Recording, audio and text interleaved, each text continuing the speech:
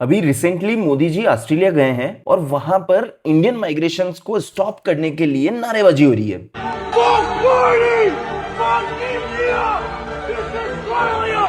No more Indians! We don't want any more migration!